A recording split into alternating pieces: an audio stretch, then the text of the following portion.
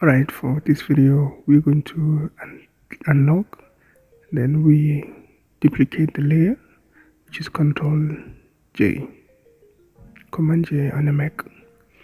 Then from there, we select with the quick selection mask, quick selection tool. We select the part that we want out of the text, then we mask it out so that we can easily erase it.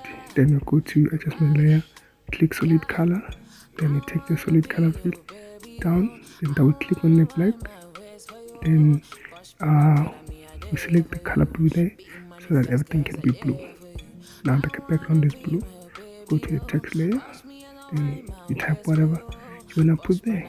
You put train and repeat, then adjust it really big, really big.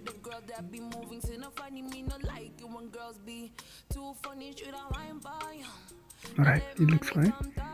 So we're gonna take the text layer down, but not on the back, like not down under the background, but before the background. So what I did, I right click on the layer, then I did convert to clipping mask. So it clipped the text,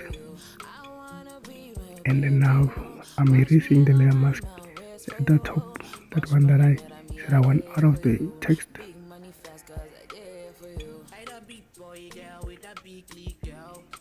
Just need to remove the hand.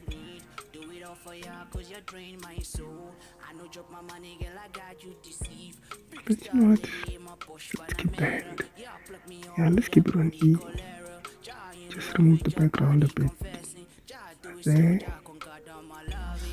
Then bring back the hand up there so that you guys have an idea what's happening. And remove a bit of that. Yeah, I guess it looks cool for me. Yeah, I like it how it is. So you choose between this and the other one, which one you like.